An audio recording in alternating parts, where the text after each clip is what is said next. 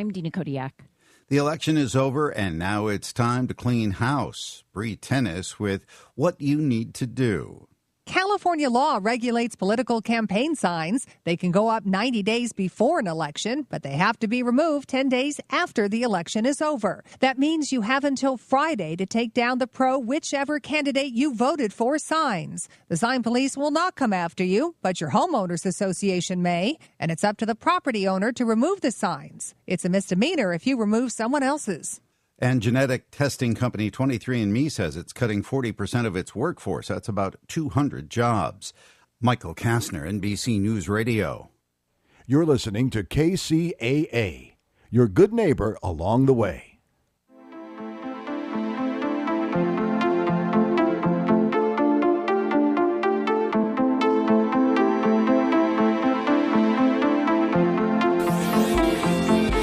NBC News on KCAA Loma Linda, sponsored by Teamsters Local 1932, protecting the future of working families. Teamsters1932.org.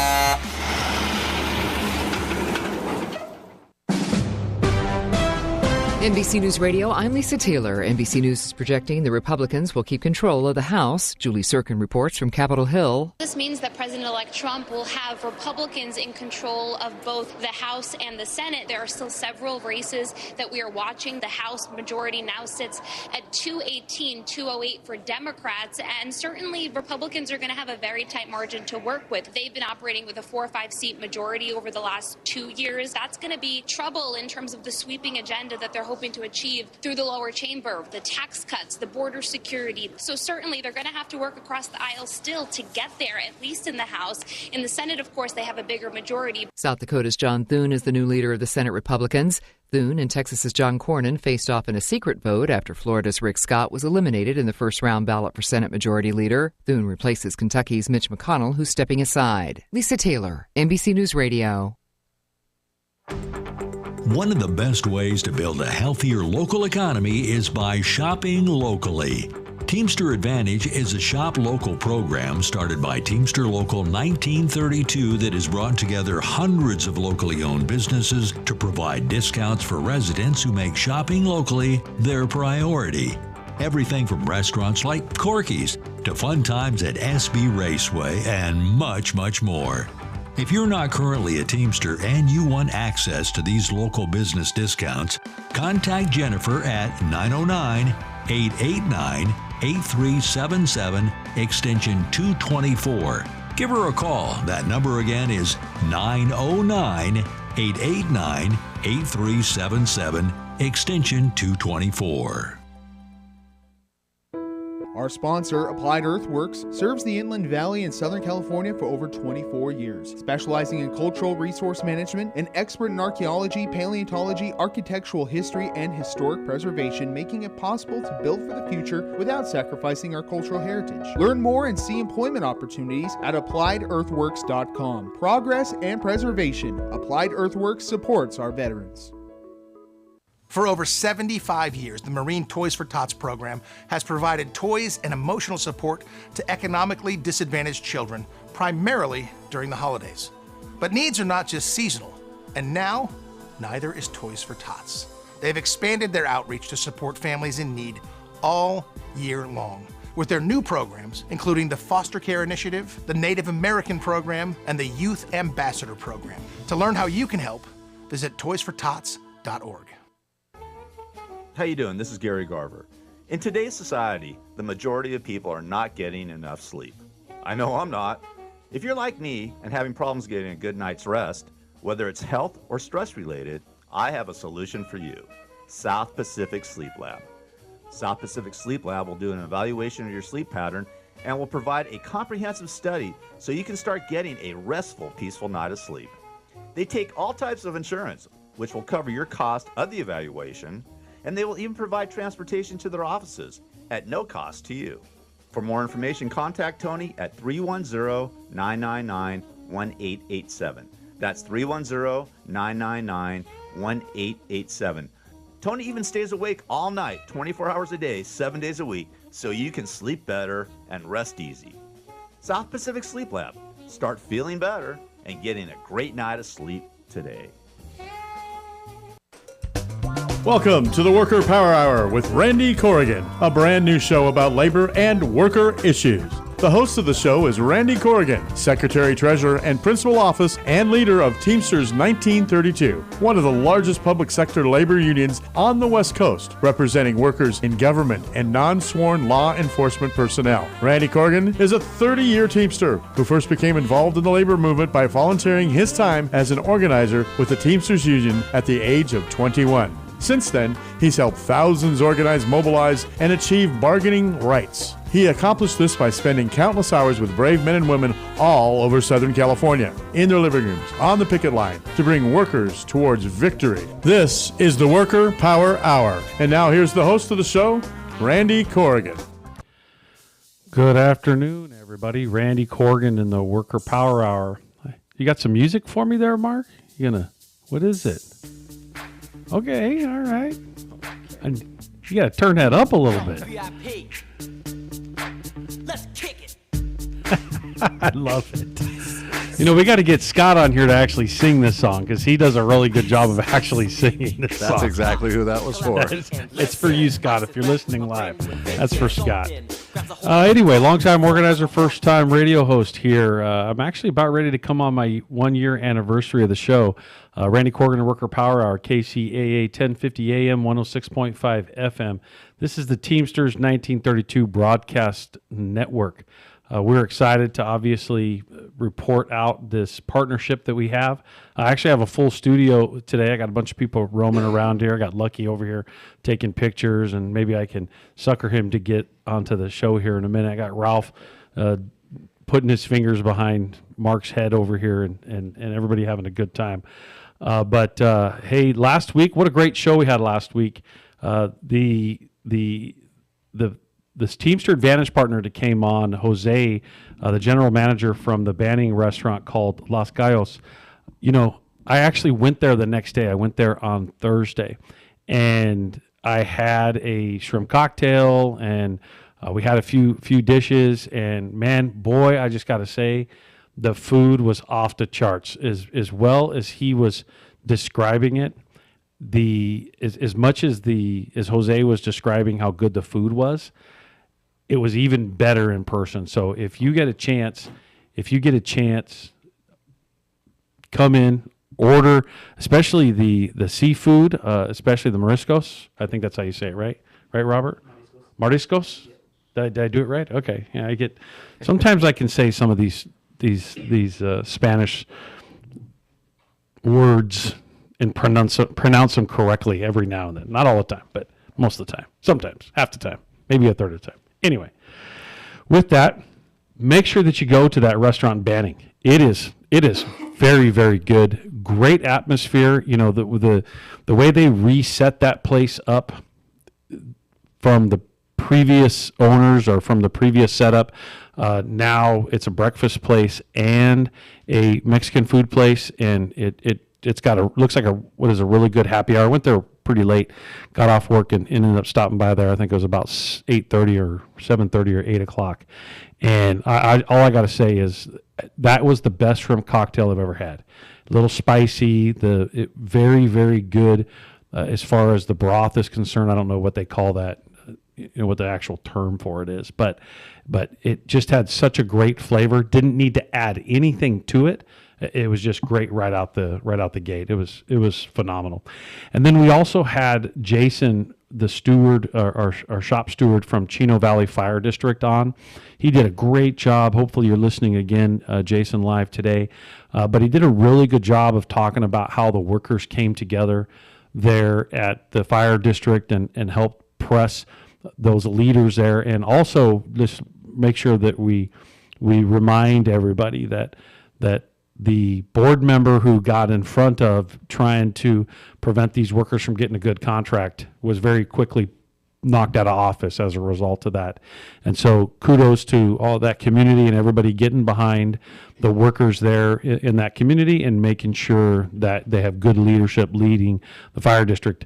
The employees, not just the firefighters, but all the employees that are employed in a fire district are important, not just the firefighter itself.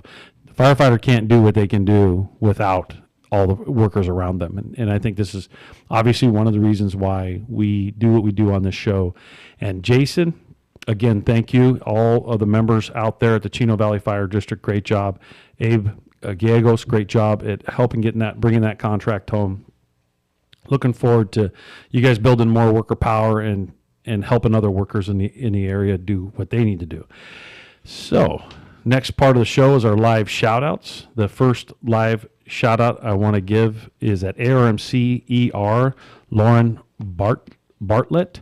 We also have Jen's parents listening in from our office staff, Bill and Linda. Looks like Wasum from Highland, California. It's great that we've got all these people getting their family members and everybody else listening in. It's cool to get feedback from people that are just not just Teamsters or in the labor movement, but those that are maybe connected or not even connected at all, just hearing generally what they think of the show.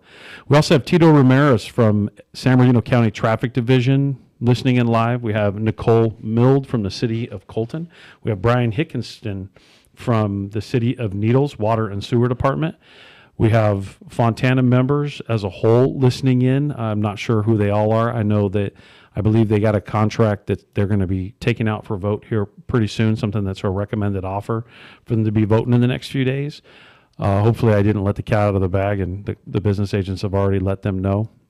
My bad. My apologies if I messed that up. Anyway, City of San Bernardino Code Enforcement with an animal shelter members, Tricia Flores and Crystal Olds, stewards at Rialto.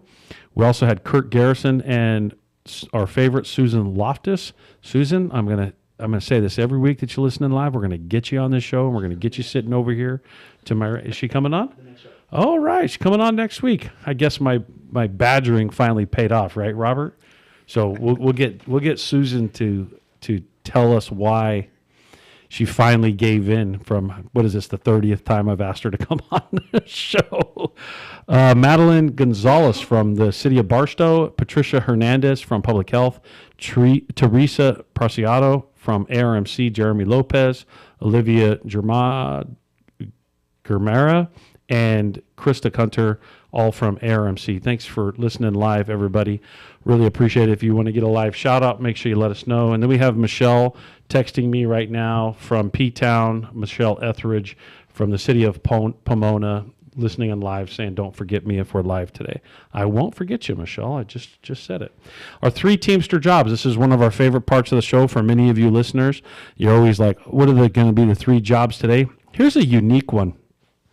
You know, back in the day, the first job I'm going to lay out, a matter of fact, Dennis Reardon, who used to work with us and helped us essentially build the infrastructure of this organization, his father was the president of a union that did this job. There was actually a union of those that did the job I'm about to talk about right now, which is Lamar Billboard employees. So the billboards you see on the freeways that have the Lamar logo on it, on the bottom, many of those are built, managed, and maintained by Teamsters.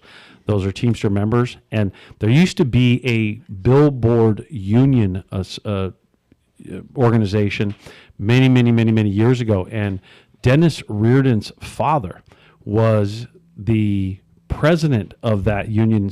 I think it was in Missouri, whatever local it was that was in Missouri.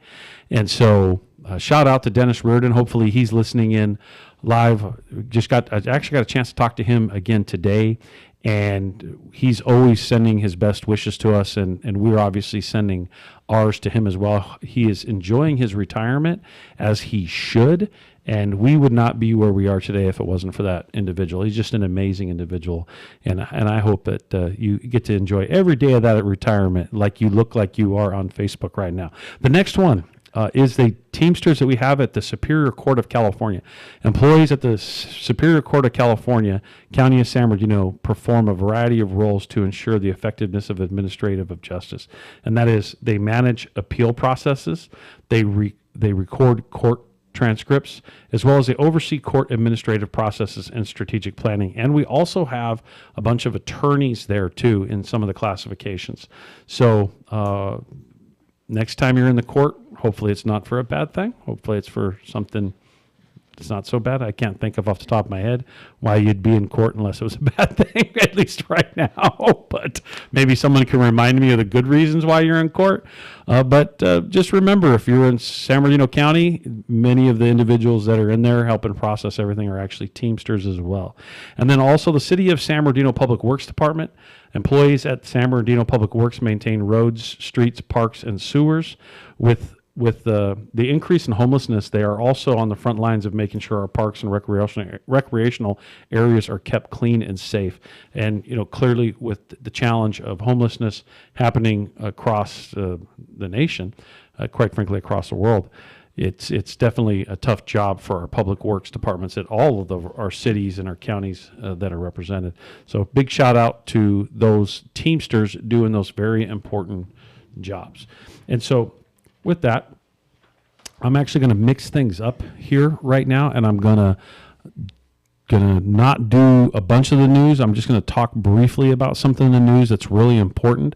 Many people may have seen the HR 82 passed the House, and I'm going to talk about this in more depth later on, but it's a big deal for us for HR 82 to pass, because we actually over the last few months have been encouraging our members to engage in this and make sure that their congressional leaders have been contacted, and we have been asking them to be supportive, and we're going to see the full list of who was a yes vote on this here pretty soon. So we're hopefully we'll be able to unfold is that our membership activity in this space created a really good bipartisan effort to pass something that adjusts. There's an issue with Social Security. If you worked in the private sector for a while and then you go into a public sector job and you end up drawing a public sector pension, government pension, there's a penalty to your Social Security, which makes no sense, especially for the average worker, because quite frankly, your Social Security, you pay for it. So why are they penalizing something that you pay for? And I understand why it went into effect many decades ago, because there were individuals that were capitalizing on it on the top end, your city managers and executives, and they call it a windfall exemption or something like that. And so I'm going to talk a little bit more about that. So great job for all of you that are listening in that actually called your congressional leaders and encouraged them to be supportive.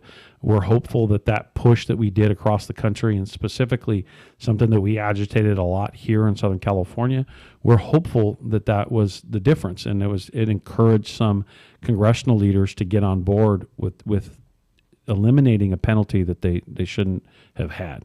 And so with that, I am going to go into what is my favorite part of the show, which is our Teamster Advantage partner and our Teamster Advantage network. I have Daniel Jack from People Helping People. And just quick, if this is the first time listening to the show, I have always got to do my little wrap on the Teamster Advantage program, and the fact that we're in 26 chambers of commerce and we're connected to more than 1,000 small businesses. And one of the things that we do is we try to utilize our platform to help those small businesses. We advertise for them for free. We have them in our app. We send out push notifications, and all this, we do this for free because what we want is we want to make sure that small business owners are connected to a network of working people so that they can thrive and they can support their family as well. Being a small business owner is difficult and tough, and they need help too, just like working people do. And we're all in the same bucket in this space, and we think it's really important for us to collaborate and do the best we can at making sure that the money stays in a local economy. And the best way to do that is to support small business and do everything we can to participate with small business. And I'll shut up here for a minute, and I'll let Daniel Jack from People Helping People introduce himself and discuss your great business. Daniel? Thank you for having me on the show. Got to get you to get a little closer to that mic. Appreciate you having me on the show. So basically, I've been in the insurance industry for about 7 years now. I started with this company about 4 years ago, and we help people to secure themselves with insurance, annuities. We help with debt elimination and asset protection. So things like we actually have something similar to. I saw the Teamsters. I have it in a text here. It is called the Teamster VIP Plus plan. Yeah. So basically, that is like the living benefits of our insurance protection. So if an individual were to get an insurance policy, it's called living benefits that are already built into the policy. And it's basically if you're unable to work for an extended period of time, your living benefits will kick in and take care of the bills that never stop coming. So that's one thing. The insurance protection, I'm not sure if you've heard of anything called an indexed universal life before. I have, yeah. Most people listening probably haven't, though. Go ahead and explain it. So it's called an indexed universal life, and that basically it's an insurance policy that also has a built-in savings plan with it, and that savings aspect participates in the market, but it's not affected directly by the market. So your funds will grow as the market grows, but if the market were to take a dive, your funds will stay protected. You'll never lose a red cent that you've put into the policy. You can only gain with this policy. So that's another advantage for what we do. So how long have you been doing this business? How long have you been in business doing this? I've been doing insurance for about 7 years. Okay. With people helping people, I've been with them about 4 years, roughly 4 to 5 years. Insurance. So many people, realize that you got to have health insurance, you have car insurance, you have life insurance. There's all kinds of insurance. You got dog insurance, which is true, right? There's all kinds of insurance. So when you say insurance, what are all the different insurances you do? So there's different certifications for all of them, right? There is. So I do life insurance. So anything from term insurance to all the way up into the IUL types of insurance. Which is a new form of whole life. A new form of whole life. Correct. Yes. Yeah. So many people in my age bracket just remember the whole life expression. Yeah. Yeah. So there's been a few evolutions from the whole life. The new form of the whole life is a little bit better protection. You're actually able to get both buckets. If you're an old school whole life person, you understand that back then you were only able to get the one bucket, the insurance portion. And then, if anything were to happen to you, knock on wood, there was no savings aspect. It was just you built towards the insurance. So I've always been under the impression that you could take a life insurance policy out on anybody, right? If it's under a certain amount. Not true. No? Not true. You need to have a but you could help me with that, vested interest in the person. So if somebody owed me money, I could take a life insurance policy out on them. So just in case something happened to guarantee my payment. No. That's not a vested interest? No. Yeah, not that way. So like any family member, you're able to do that. Like I couldn't take an insurance like a policy fifth cousin? out on you. Fifth cousin, maybe. We have to look into the finer details with that. But I wouldn't be able to take an insurance policy out on you and vice versa. It just has to do with family. Yeah. As far as the debt protection or debt elimination goes, we help people. So everybody nowadays has credit card debt, maybe student loan debt. So we help people to minimize the amount that they are paying out on a monthly basis to bring down their debt, and then use that, what they're saving, and they can put it towards, whatever else. Maybe put it into their savings To new debt? No, I'm just kidding. I wouldn't recommend doing that. Right. But I would recommend putting it into your savings, maybe purchasing, going with that IUL and building towards, a more secure retirement.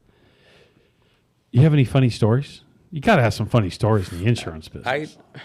Honestly, I don't. Like you found out crazy. It's crazy. The stories that I have to do with people, unfortunately, being diagnosed with, say, cancer. Yeah, something severe. Yeah. Something like that. However, because of the living benefits, they were able to focus more on. Well, let's tell a good story curing. like that. Yeah, let's tell a good story. Yeah. So give me what's your favorite story? Obviously, you don't have to give names of who the people are, but so a mentor of mine from the office that I work in Pasadena, his sister, I want to say about 6 months before she was diagnosed with a rare form of breast cancer, got one of the IUL policies. Yeah. And, she just something to do. 6 months later, she's diagnosed with this form of breast cancer. Obviously distraught about it and wondering like how they're going to make ends meet, her and her family, her husband, her kids. But because the plan had living benefits built into it, she just simply made a call to the insurance company, said, hey, I have this diagnosis. I'm going to be out of work for 6 months or so. Can you help me out? And they wanted to, and she was able to draw on it. Yeah. She was able to draw on her insurance. I believe she got like $80,000, a check cut for $80,000. She's able to take care of all of her bills and focus on what really mattered, which was getting better. And that's a good story. She's cancer-free. That's awesome. See, that's a good story. Got a good ending. Anything else you want to cover before we wrap this up? We really appreciate the relationship and how small business is always trying to help the community and obviously trying to help small businesses survive when you're competing with these huge corporations, right? It definitely has its challenges. So anything you want to close up with? So to close out, just understanding that we work with the larger companies, the AIGs, Foresters, the NLGs, National Life Groups. We work with them to be able to bring the services to the clients. But my service is 100% complimentary, and you're able to take care of everything that you need as far as the insurance coverage, the debt elimination, and building towards your retirement and financial future. Great. Anything else you want to talk about your business before we cut you off the air? We really appreciate you coming on the show, by the way. That's pretty much it. I just want to get the name out there and help people helping people. Yes, that's a good. I like the title. I like the name. I like it. It's really. Oh, absolutely. It's catchy. And that's exactly what we do. We do it totally free of charge, and we're able to help people to, eliminate their debt, build their retirement savings, and just have a better way of life. Well, thank you, Daniel Jack. This is People Helping People. He's with People Helping People, and make sure if you're, keep in mind. Obviously, there's a lot of options in this space, but when someone says they're going to do it for free, why not talk to them and walk through it first and have a good understanding. So, absolutely. Really appreciate you coming on, Daniel. Thank you for having me on. I appreciate you. Absolutely. And Mark, why don't you just take some quick music before we switch over to our next guest. For those of you listening in, we're going to have Liz Ortega come on. Assembly member Liz Ortega will be coming on the line here pretty soon. We're going to be talking about some labor activities legislatively throughout the state of California. Take it away, Mark. Cause we were downtown, bouncing around from door to door. There ain't a song I wasn't singing. From the DJs on the 2s and 4s to the honky-tonk on the hardwood floors. I was out throwing down in the middle of a crowd when a boy in the band broke a bow out. I'm just like you, I was raised on the radio. From Memphis blues to a Hollywood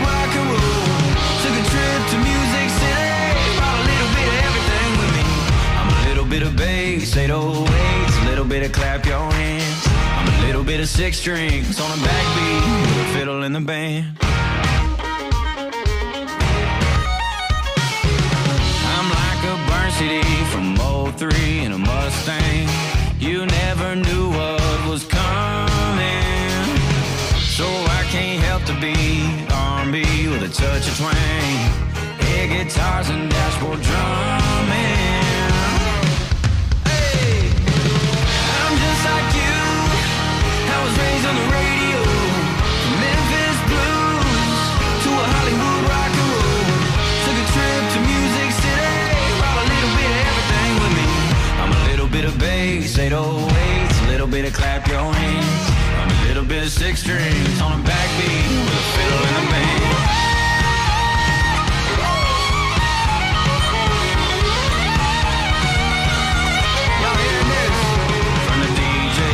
Twos and fours to the honky tonk on the hardwood floors, from the first song to the encore. I'm just like you. I was raised on the radio, from Memphis blues to a Hollywood rock and roll. Took a trip to Music City, brought a little bit of everything with me. I'm a little bit of bass, 808s, a little bit of clap your hands. I'm a little bit of 6 strings on a backbeat with a fiddle in the band. With a fiddle in the band. Come on. Here we go.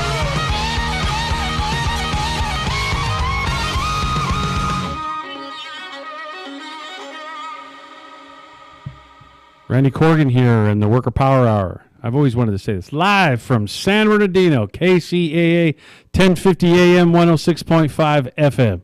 Teamsters 1932 Broadcast Network. How about that? Yeah, all right.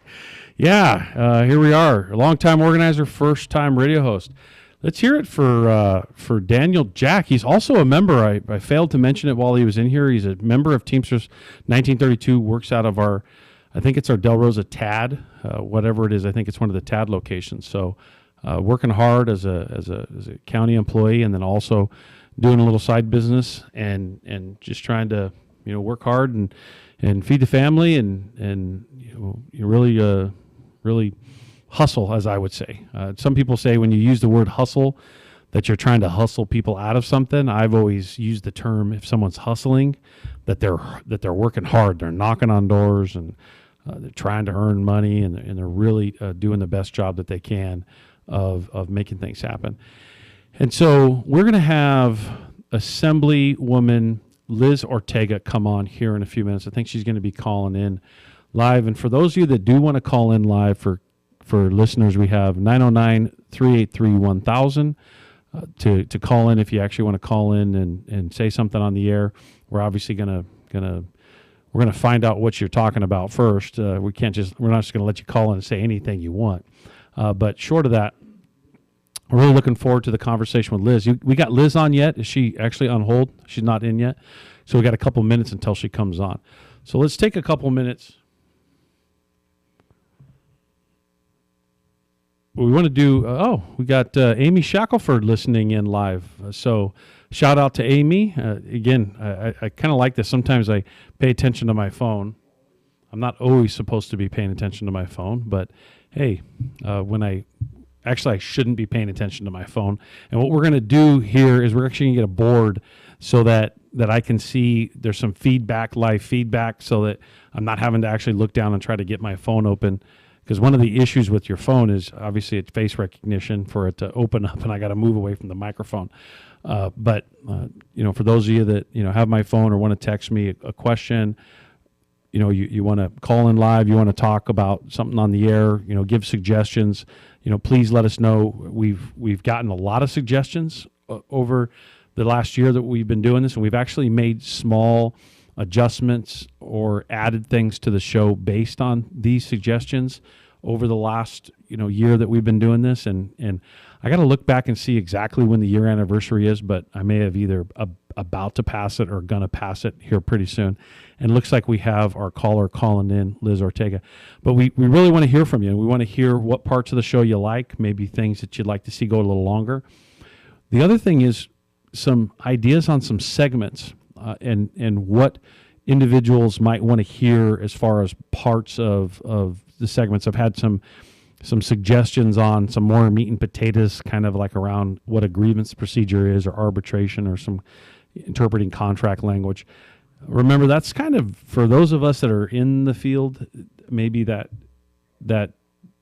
something we're connected to, but for other people that are listening while they're driving, maybe that's a little too dry for them, and they're like, so I'll try to, whatever your suggestions are, I'll try to turn it into something that is digestible for anybody to listen to, because for all of you that are listening live right now and you're not in a union, you don't understand these terminologies. One of the things that we're doing with this show is we're building a library over a period of time so that we could direct you to each of those subjects, so that as a listener, if you're non-union, that you're able to connect to how unions operate, and you're able to go back to old shows and listen to these different parts of how we operate, or the things that we do, or the things that we talk about, the way we're connected to the community. And a lot is encompassed in labor, and there's most of what's encompassed in labor doesn't really get talked about much. So I think what's really, really important is that we put as much content as we can for future listeners or current listeners, and they're able to go back and pick up some old shows and listen to some of that stuff that we've already covered. So again, we want to hear your thoughts. We want to hear your ideas. We really want to hear some ideas on some segments, maybe a 10-minute segment on this or 10-minute segment on that. We do have pretty heavy guests, I should say, a heavy list of guests that are trying to get on the show. So we're pretty filled up most of the time, and we do take all this stuff into account, and we really think about it when we're building on our show. So with that, I think I have Liz Ortega on the show, right, Robert? Or we have her on the phone. And so let's hope that we don't run into the problem that we run into sometimes, which is when someone calls in, they sound like they're calling from a fish tank and they're underwater. So let's get Liz Ortega, Assemblywoman Liz Ortega. And by the way, she is the chair of the Assembly Labor Committee. What does that mean? Here's where there's influence of an elected leader that is making sure that bills that directly impact working class families are moved through the process. And having somebody this close, like a Liz Ortega, who is really making sure that bills that are impacting workers are that connection is there, and that this individual who's helping advocate within the legislature to pass these bills, it's really important, and she's an extremely important individual, and we're so happy to have her on. Do we have her connected yet? Liz, are you there? Can you hear me? Liz, can you hear me? Nope, I'm not hearing her yet. So all of our listeners are going, what's going on with the... Don't hang up on her. Okay. All right. So we don't there. Okay. Well, maybe we can call her and try to get her connected. I would prefer in the future that we do it via Zoom and we get it up on the screen so that we can actually see the people that are listening in, so that we don't run into these issues. I'm not sure why the call-in line is not working. I apologize for all of you listeners for a little bit of a snag here. This is one of the great things about live radio. Liz, if you can hear me now, why don't you say hi, how you doing? Because I'm being told that you should be connected now. Liz, are you there? No. Try it one last time.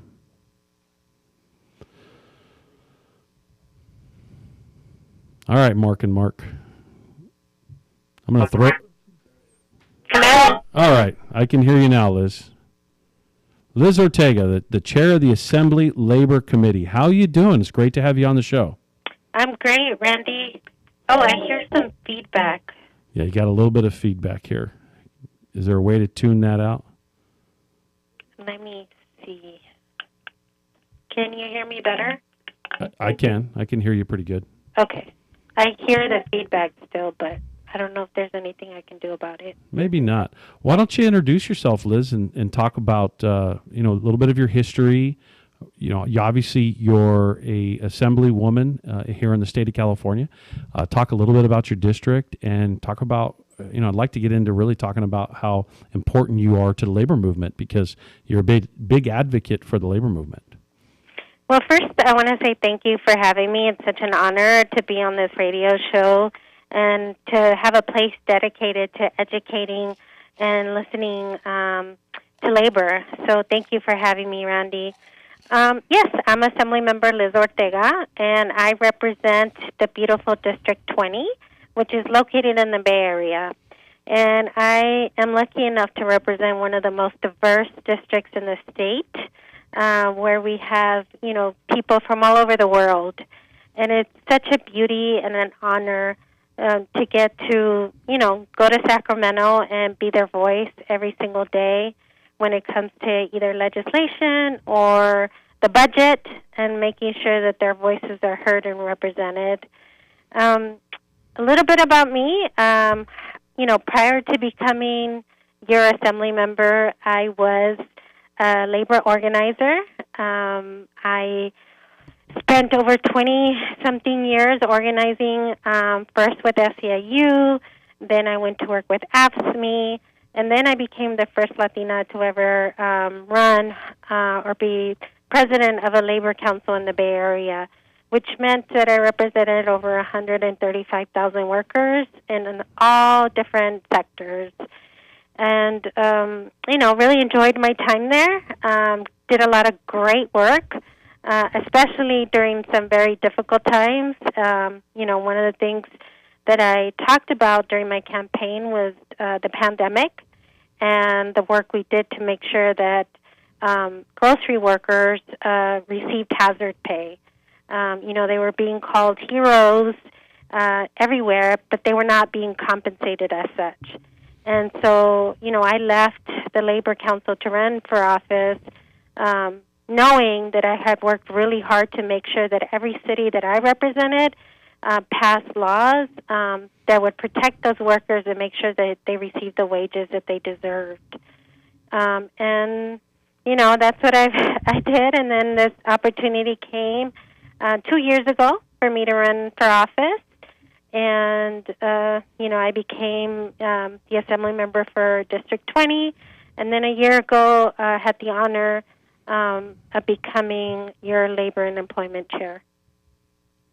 Well, I think you know that me being an organizer for over 30 years, the thing that stuck out to me in this whole conversation was the fact that you were a labor organizer for all those years.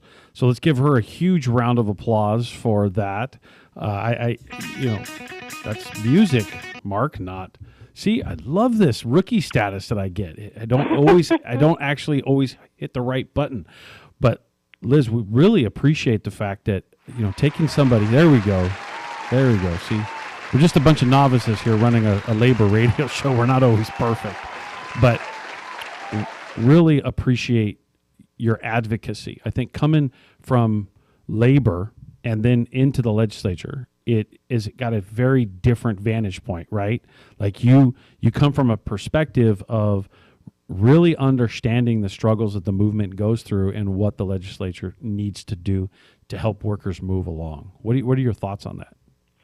Absolutely. I think what makes me or, gives me that advantage is that organizing background that I have where, I believe that in order for us to make a difference in people's lives, we actually have to listen. And that's the number one thing that an organizer must do is listen. Talk less and listen more.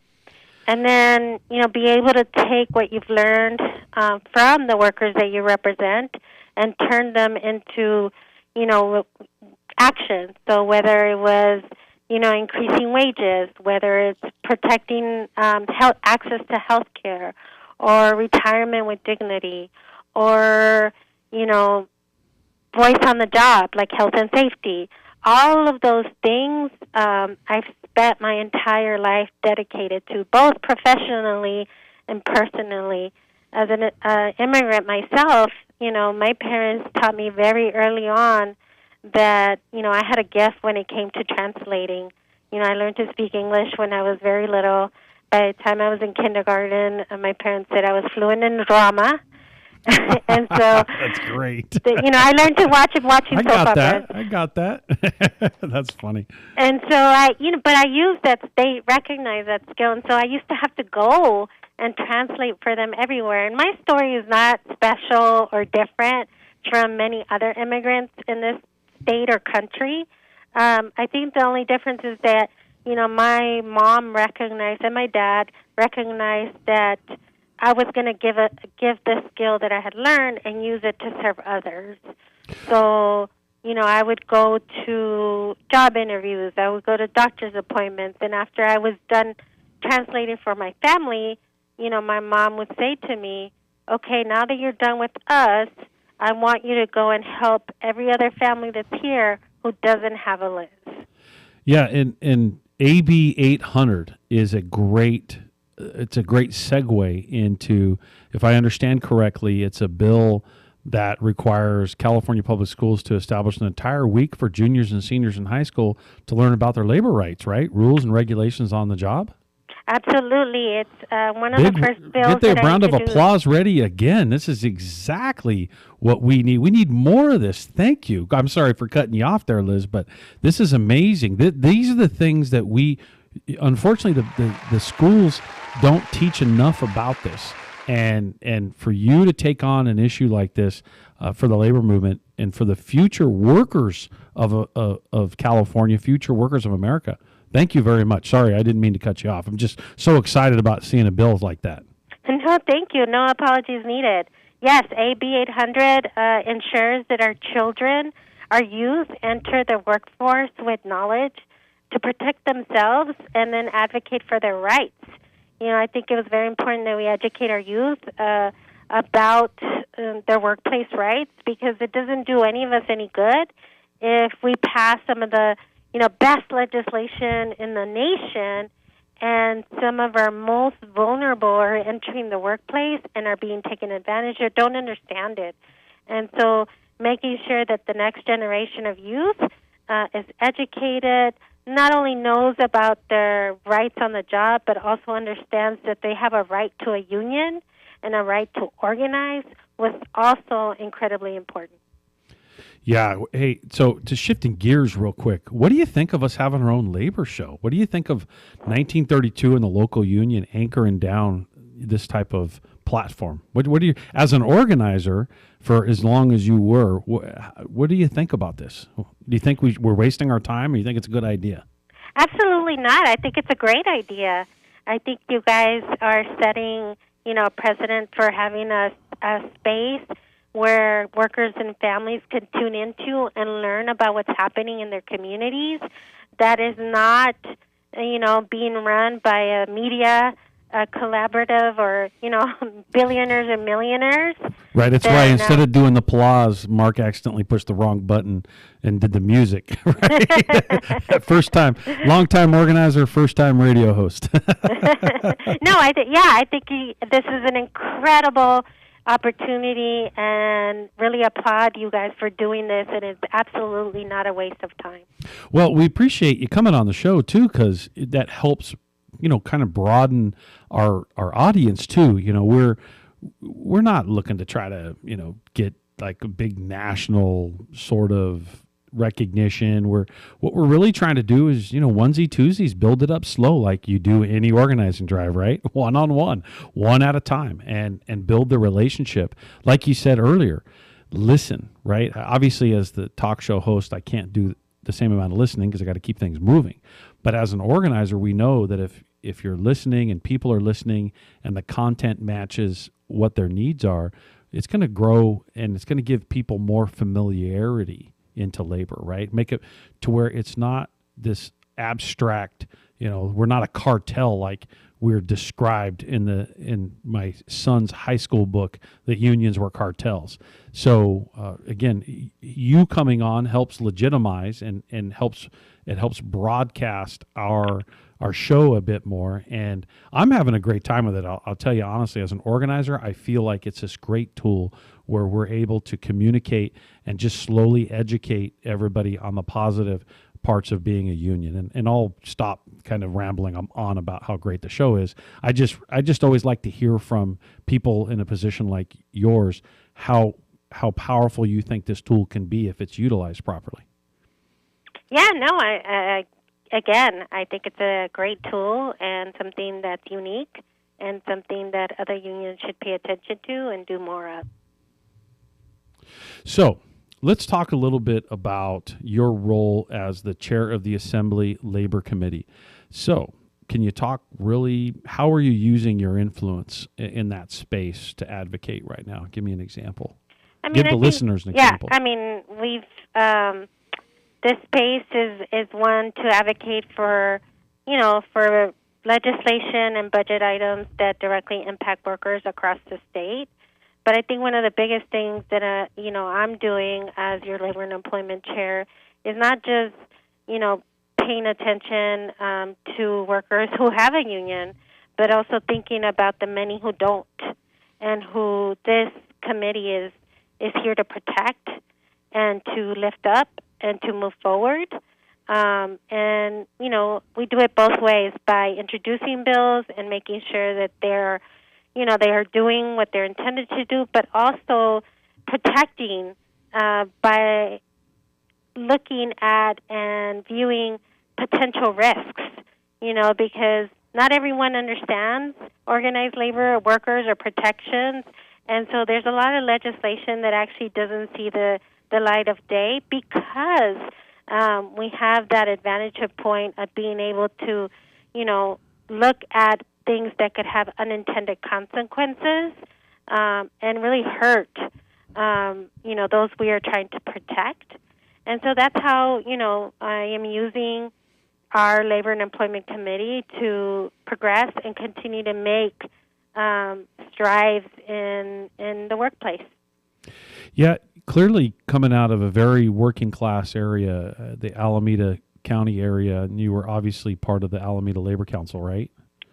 Yeah, I led the Alameda Labor Council. Yeah. So coming from that space, to me, I always see it's very much mirrored in the IE, the Inland Empire. Those two communities are very, very much alike, very working class, obviously affected by corporate America, doing some of the things that they do to really knock down workers. And, so we really appreciate your advocacy, clearly pointing out the fact that you're able to shut down some of these bills before they ever get started.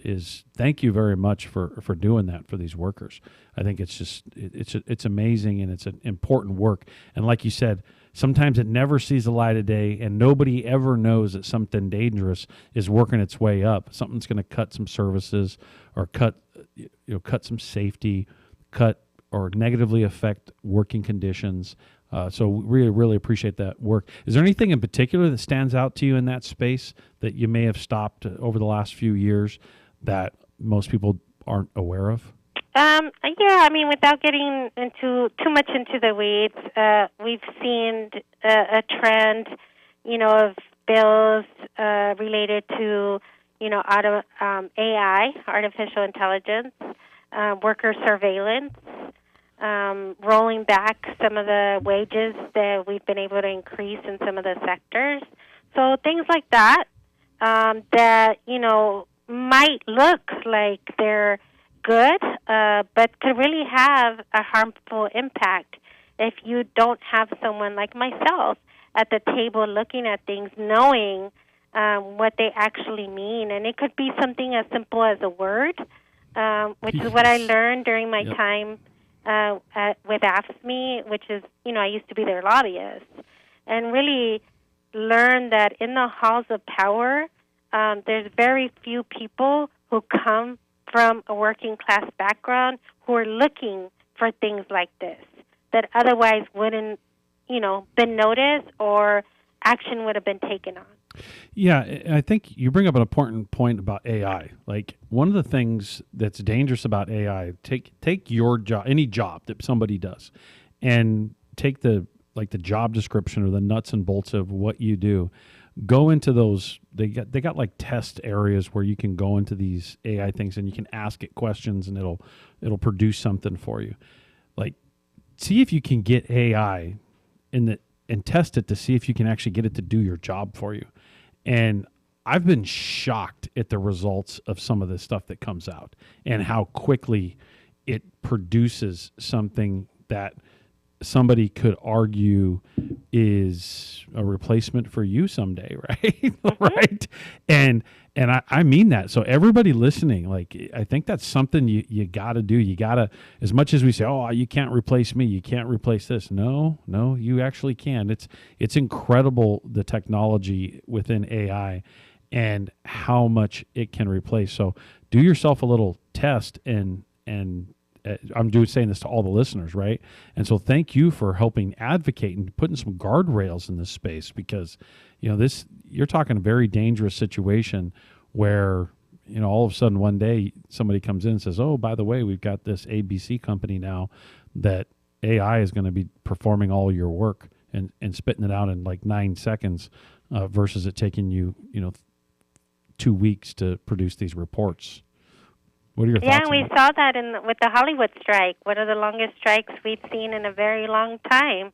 And it was all related to the use of the workers and, AI.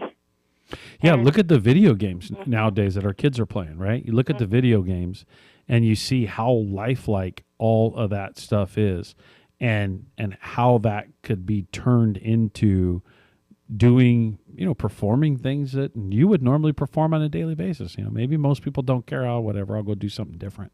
But I don't, I'd hate for my job to be replaced by AI, right? How many jobs are vulnerable in that space? And what are the guardrails to prevent it from going too far, right? Yes, absolutely. And that's been the biggest challenge last year, and it's going to continue to be in terms of balancing innovation, which we're the state of California here in the Bay Area. We have the highest rates of tech anywhere else in the country. And so balancing innovation and technology with worker protection and guardrails is going to be very much at the forefront of what I focus on for the next few years.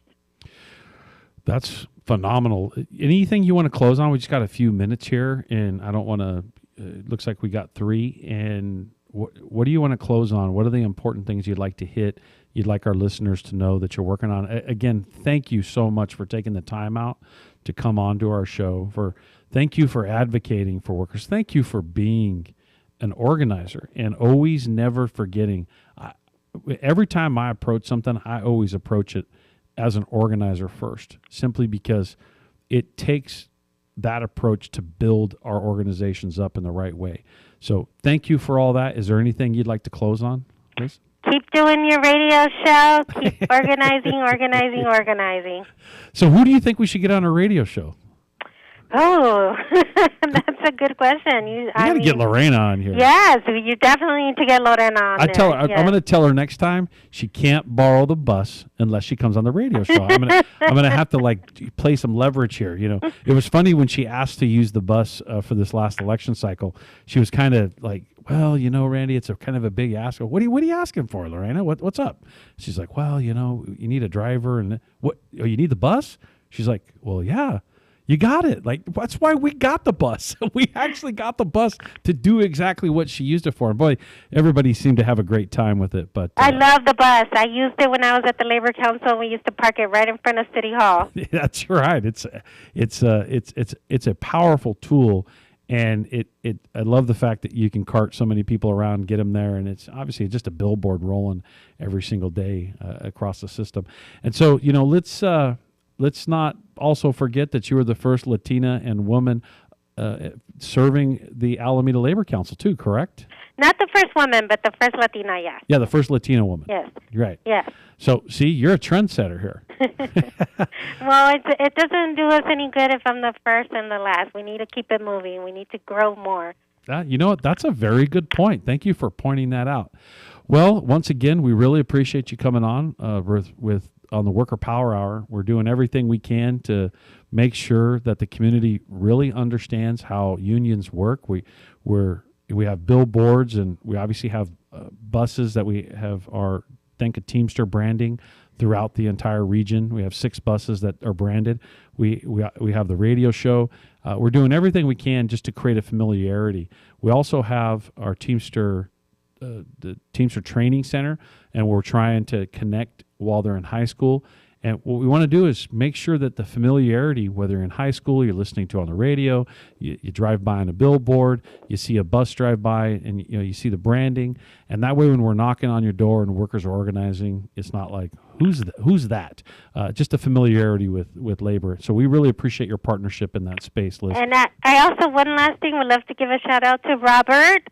He was one of my interns, and an incredible part of my team. And I stole him from you. Yes, but you're very lucky, and I'm happy to see he is in labor and making a difference. Well, thanks for coming on. Yes, and what we're going to do is we're going to make sure that Robert always comes back and visits you, and we appreciate you training him and helping us occupy this space. So with that, we're going to have to close out. I have a required break at the top of the hour. This is Randy Corrigan in the Worker Power Hour, KCAA 1050 AM, 106.5 FM. Thanks. Thank you, Assemblywoman Ortega, for coming on the show. NBC News on KCAA Loma Linda, sponsored by Teamsters Local 1932, protecting the future of working families. Teamsters 1932.org.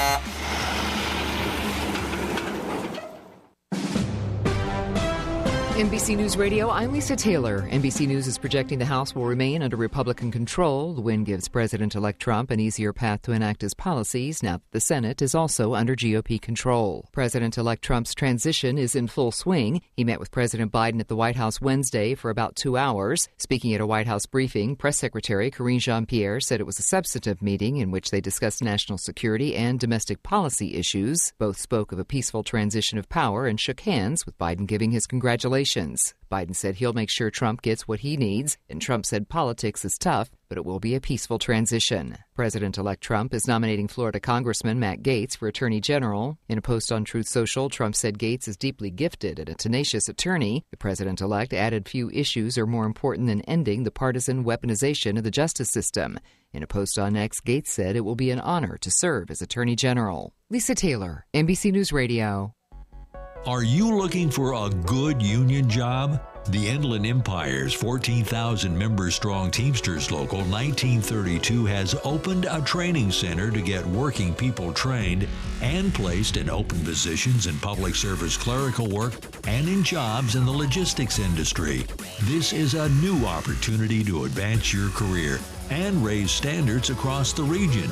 Visit 1932trainingscenter.org to enroll today. That's 1932trainingscenter.org. This message brought to you by Donald Williamson, 3-term tax assessor and tax saver. Donald Williamson would like to take this opportunity to salute all of our young men and women serving in our armed forces. To those who risk their lives daily to keep us free, we say thank you. Donald Williamson, United States Marine, MCRD, retired. Donald Williamson says Semper Fi. This community reminder brought to you by Donald Williamson, 3-term tax assessor. Donald Williamson is on the air because he cares. You can find out more information about Donald Williamson at DonaldWilliamsonTaxSaver.com. That's DonaldWilliamsonTaxSaver.com.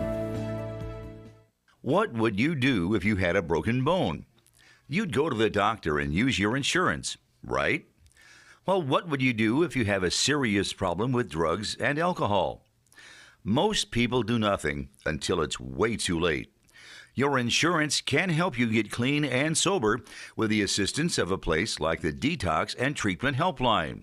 Many times, addiction treatment is fully covered. So why not use your insurance to treat your addiction problem just like you would if you had a broken bone? And with the Family Medical Leave Act, you're allowed to take time off by law, and your employer doesn't need to know the reason. So there are 2 good reasons. You've got insurance you can use for your addiction problem, and with the Family Medical Leave Act, it's completely confidential. Call now, 800-398-7414. That's 800-398-7414. How you doing? This is Gary Garver. In today's society, the majority of people are not getting enough sleep. I know I'm not. If you're like me and having problems getting a good night's rest, whether it's health or stress related, I have a solution for you. South Pacific Sleep Lab. South Pacific Sleep Lab will do an evaluation of your sleep pattern and will provide a comprehensive study so you can start getting a restful, peaceful night of sleep.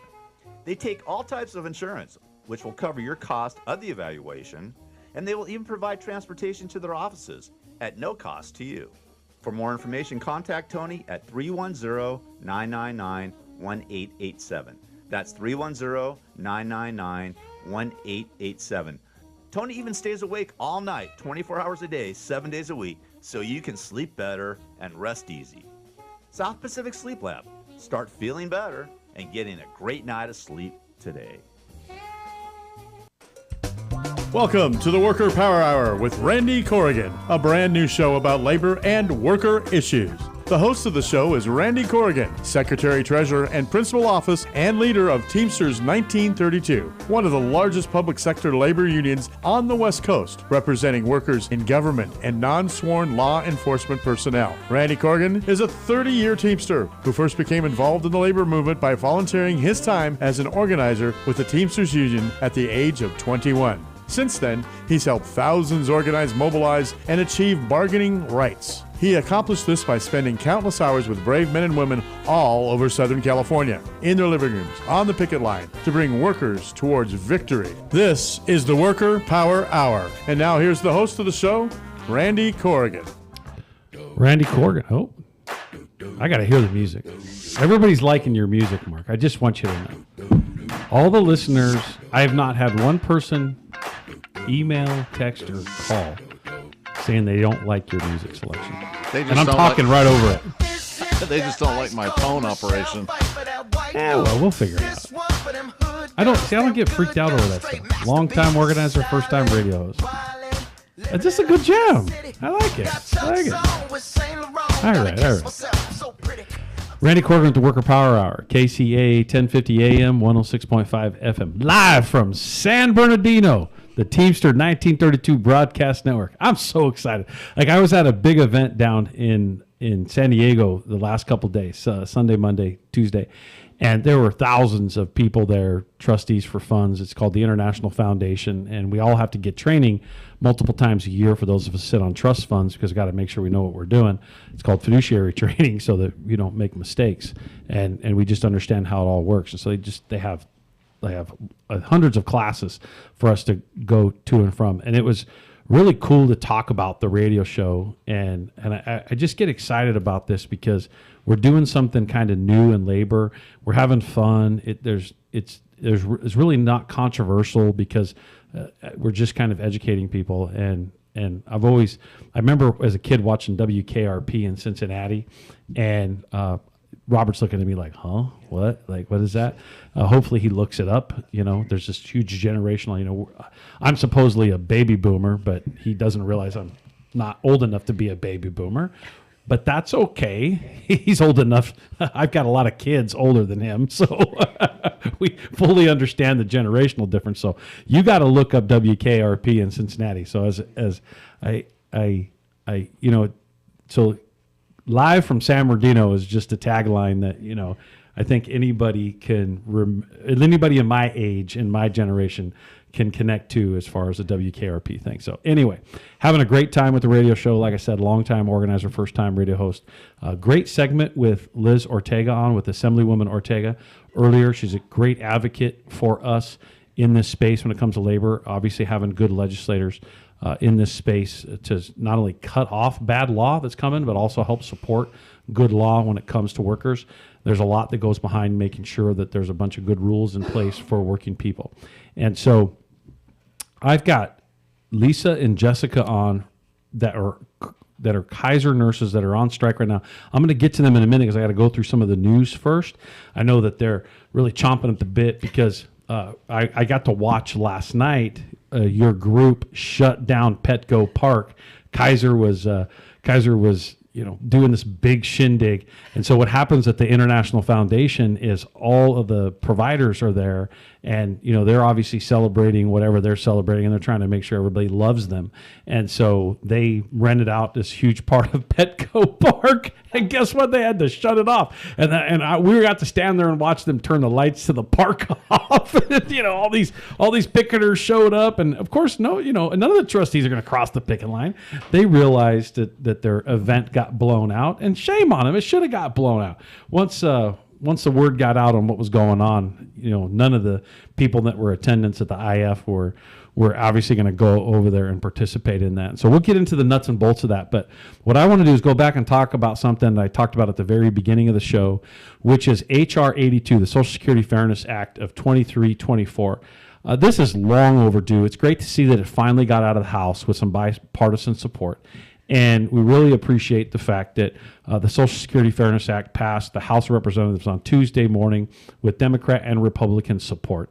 And Congressman Clay Higgins from Louisiana and Congressman Garrett Graves from Louisiana they both led the effort. And for those of you who don't know what it is H.R. 82 aims to allow public employees who have worked in jobs not covered by Social Security to receive their full Social Security benefits without reductions, even if they've also received a government pension.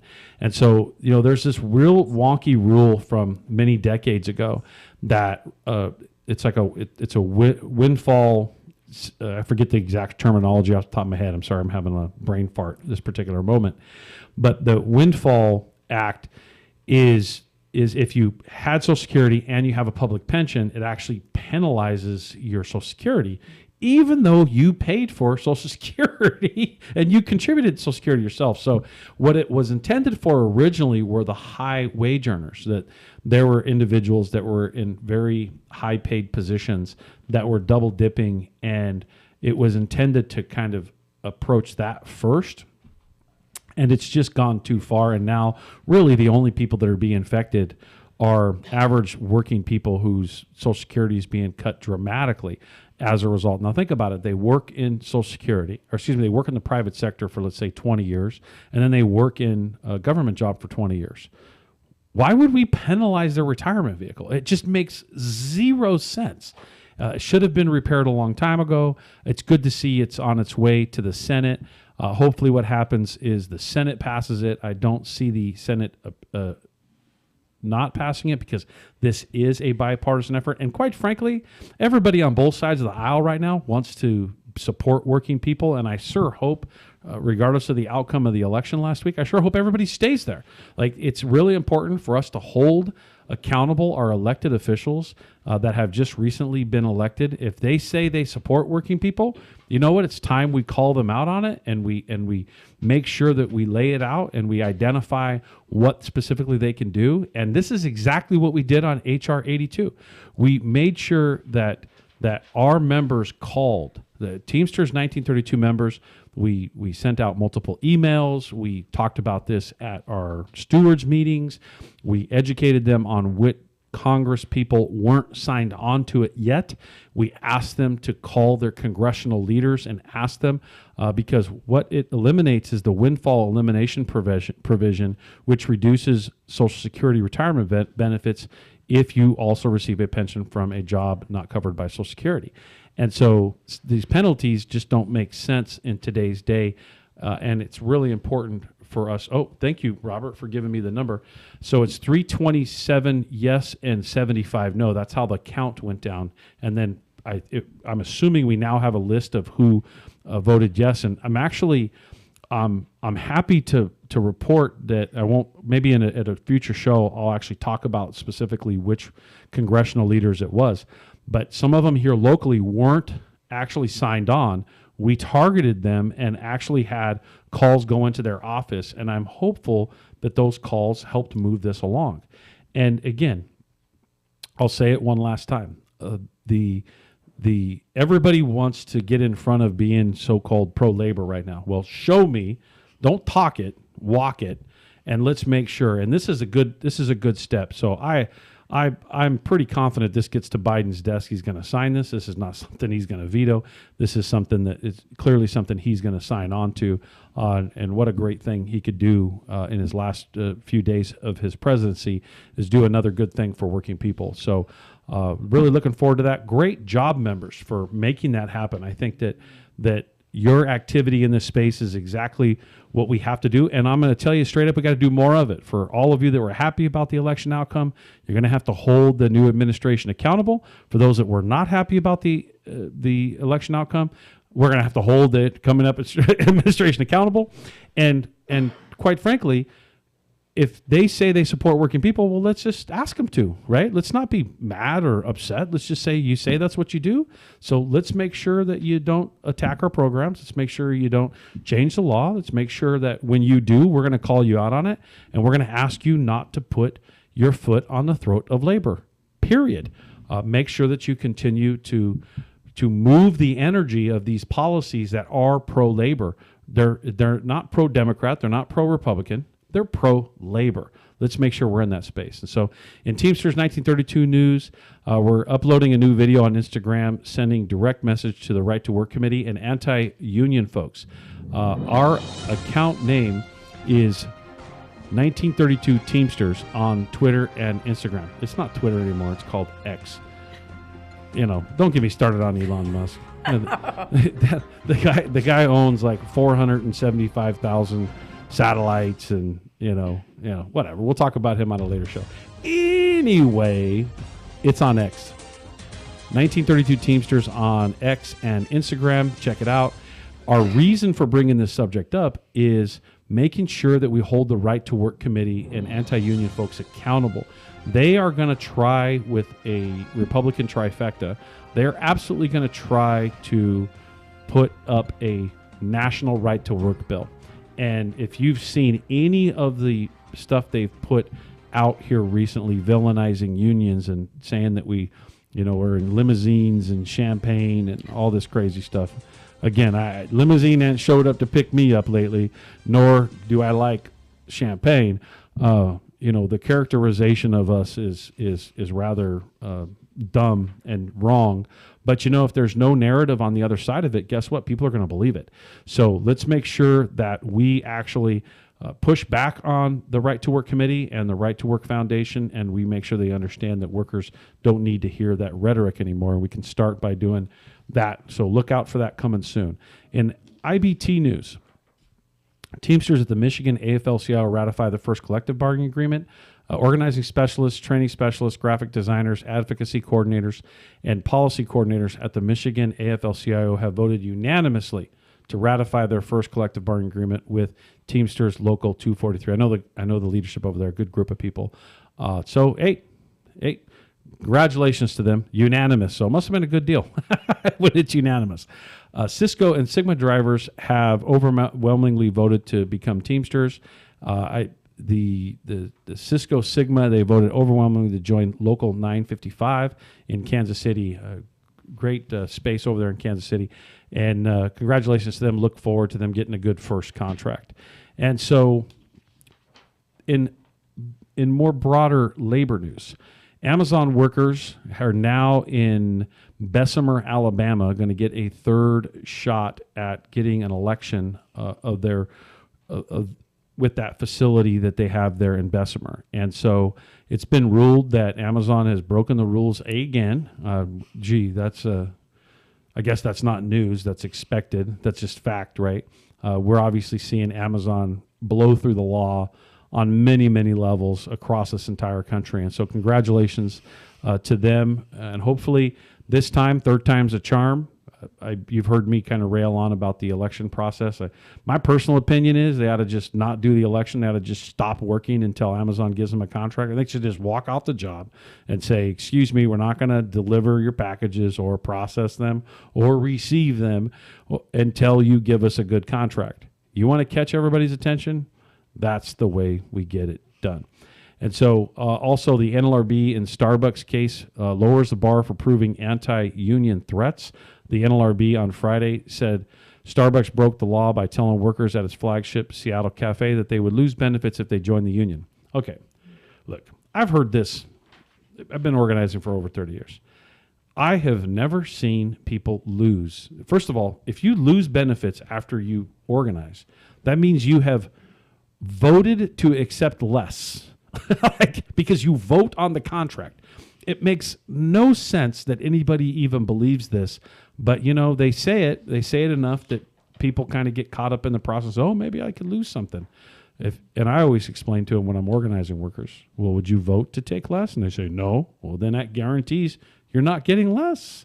And if Starbucks thought you were going to get less, then they would just encourage you to the process. Like, just sure, let's just open the door. It's kind of like the whole mob thing. Yeah, there's mob. And like I said, we just whack them. We just get rid of them, and we wouldn't have to worry about it anymore. So that's the news. What happened to my news music? Why'd you shut it off, Mark? Did I accidentally shut off? See that look? Ladies, did you see that look? That look was like, oops. Did you forget about it, or did it go away? You turned it off. You turned it off. See, I thought that the music was supposed to play in the background, and I was going to get this screen behind me that did all this cool news stuff. And no, we're not that sophisticated. I got these amazing nurses sitting next to me, and they're like, "Are you kidding me?" So, make sure your guys' mics are back on, and they are. So we have Lisa and Jessica here, Kaiser nurses. They're on strike. We're actually mental health workers, because you're going to freak everyone out saying we're nurses, because they're all going to be running. Mental health workers. Sorry, my bad. Sorry. Thank you for correcting me. Oh, come up a little bit more. So, thank you. Nurses, not yet. Soon. So, mental health workers. My bad. That's my okay. apologies. You're allowed. My head is lately, I feel like a shot glass with a gallon of stuff being constantly poured into it. Yes. It's spilling out all over the place. Right? And I'm trying to hold on to what I can remember. And so I appreciate everybody for giving my no worries. me missing a little bit of detail here and there. But And you're not fully wrong, because we do have some psych RNs out there with us. That's So true. That is you're okay. true. You're okay. That is we true. are just not two of them. Right. So I heard you talking about how much you really liked the show. So why don't you get into that space real quick? Because, that always makes us feel warm and fuzzy, right? So I'm glad, yes, I have to say that after our segment, I decided to continue to listen. And wow, I have to say how educational this is. I recommend people, I'm going to go back and listen to all the rest of them for but learning a lot about just about pensions, about 401ks, just about a union in general, that right to work committee, which that sounds horrific. So it was great, and I really appreciate your efforts in doing this. There you go again, Yes, the there is table. yes. We did this last time. Listen to the show. Everyone listen. It's really good. So, but no, it's very educational. It's very inspiring. And just, sometimes we, and as a union, union people kind of get into our own little bubbles and why are we doing what we're doing? But yeah, this and not educational and interesting too. So it was really helpful. I was really glad to listen to the rest of it. And I got to point out your Dodger hat here. This is my husband reminded me I wore Dodgers, so I had to do World Series one this time. Shout out to my husband, who's a union person as well. Go Dodgers. Go Dodgers. Absolutely. It's funny. I have somebody I know in New York. Hopefully, he's listening right now. By the way, and he's a Yankee fan. And so, that was a rough World Series. Yes. It went a little faster than I thought it would, but I was like, I don't know what to tell you. Yeah. After game one, he says, oh, okay, well, that's just one game. Mm-hmm. And so he says, game one down. So the next one, I said, game two down, game three down. Yes. And then I go, okay, you got one. Yes, Right. yes. And then he was silent on me when I did the fifth game 5 down. And the next day I called him. I said, "You're not upset at me, are you?" He's like, No, actually, I just went to bed." Anyway. That's great. So you guys shut down Petco Park yesterday. Yes, we heard about that. So you want to talk about that? Yeah, so we neither of us we shut down our picket line in locally, but and we also had another committee that we were part of that we couldn't join the festivities down in Petco Park. But yes, there were, I want to say, at least 100 members down there.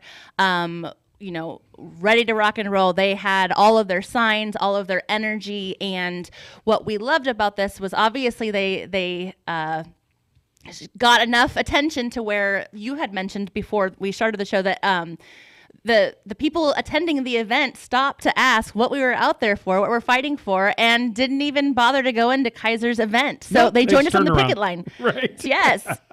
So it was just to watch the video and the see the pictures and stuff. We are so proud of our brothers and sisters who were out there holding it down out there at Petco Park. So yeah, they killed it, and it was the talk of the conference.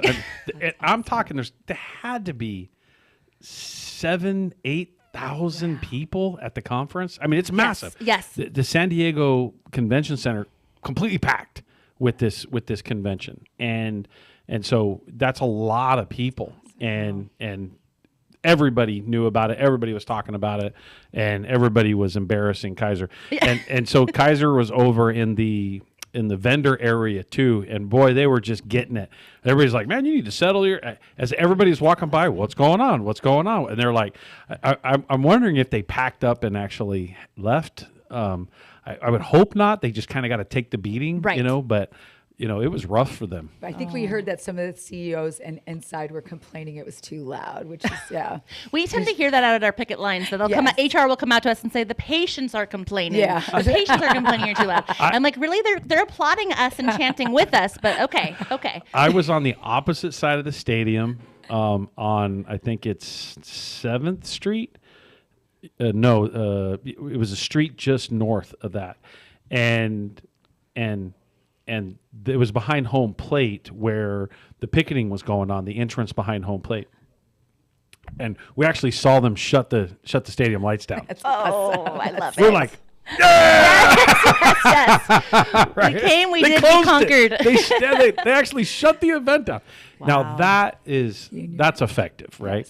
Yes, they're embarrassed and all that good stuff. So why don't you talk about where you're at now? Like what's happened since the last time you've all been on the show, and what are the issues still hanging out?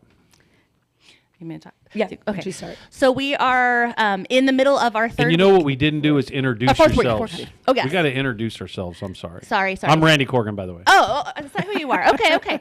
No, I'm just kidding. My name is Jessica Rentz. I am a licensed marriage and family therapist for Kaiser.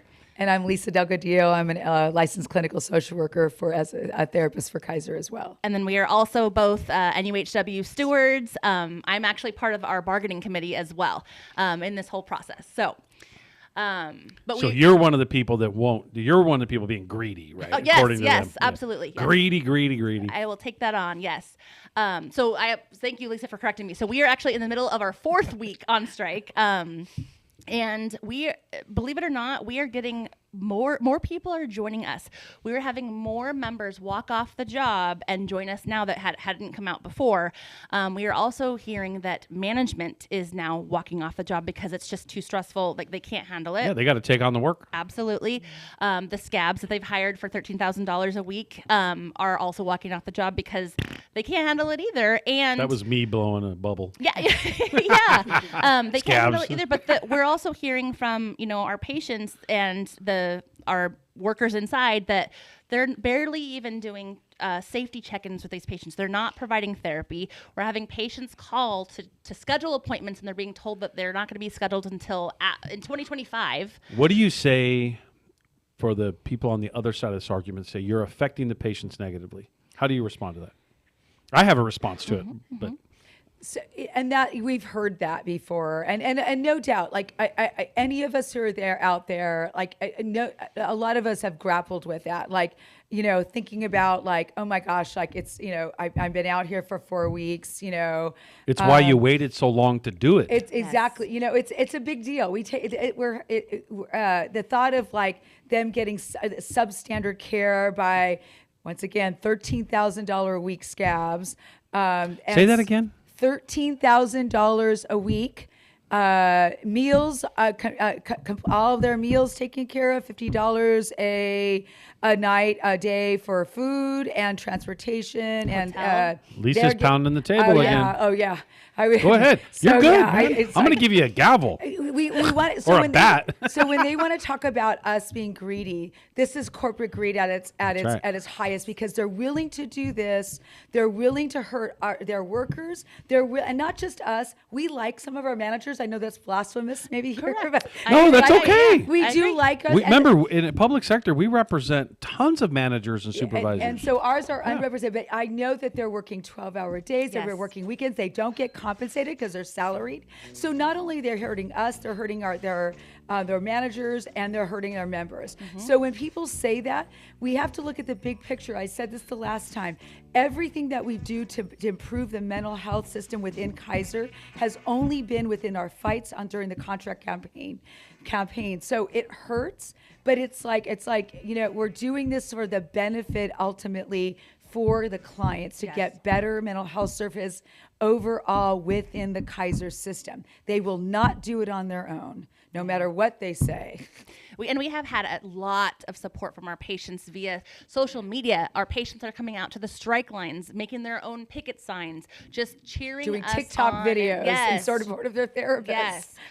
So community support and patient support has been amazing. I bring up the pushback issue because a lot of times those that are in positions like you are in professions that are really in need, right?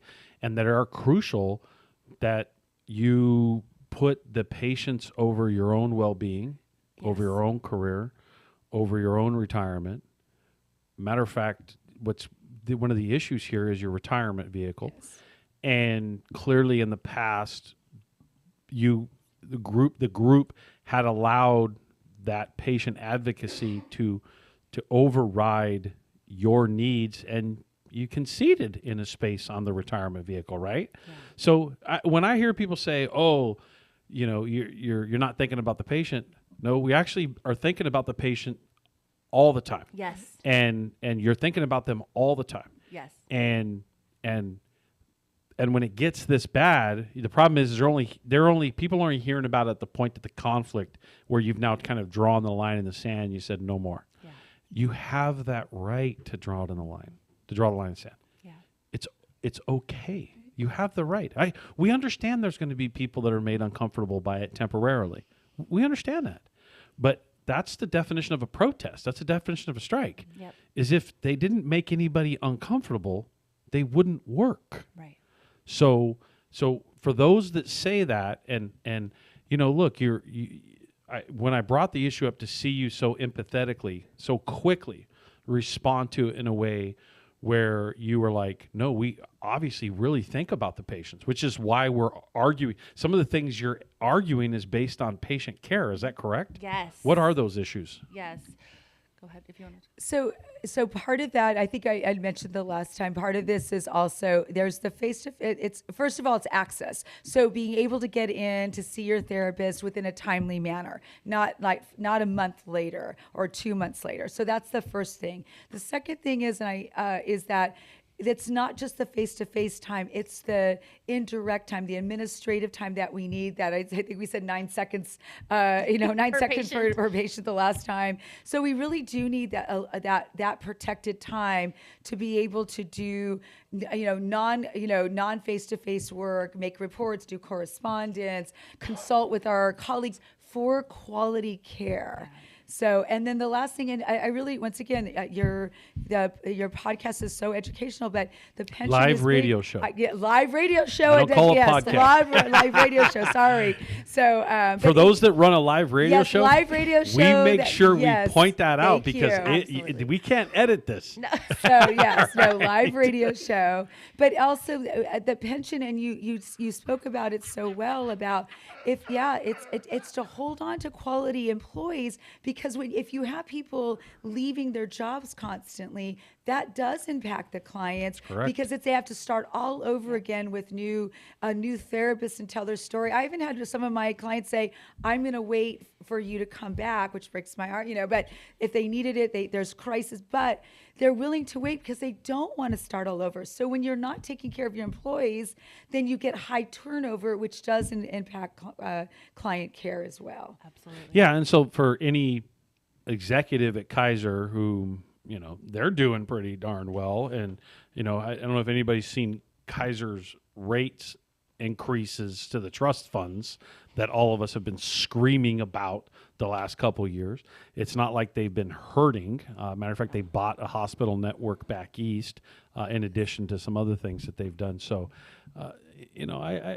it's again, like big corporation not paying attention to the little stuff. And this is how it happens. Yeah. Whether you're a Democrat or Republican or independent, you have the right to withhold your labor until you come to a reasonable agreement. Yes. We're not bad for doing this. No.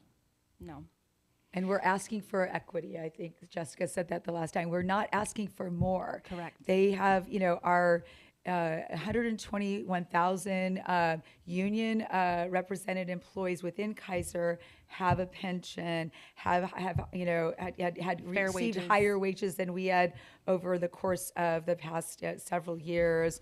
And so we're not asking for more. That's the thing. We're asking for the same equity, as we've said.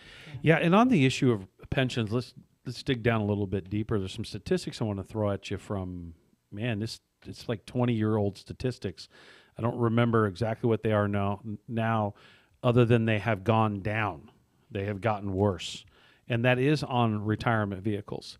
And when I did a deep dive on this a little bit, right about 20 years ago, here's where the statistics were. And I'm just using some round numbers to make it easier for everybody that's listening on the other side of this. And this is how important this issue is.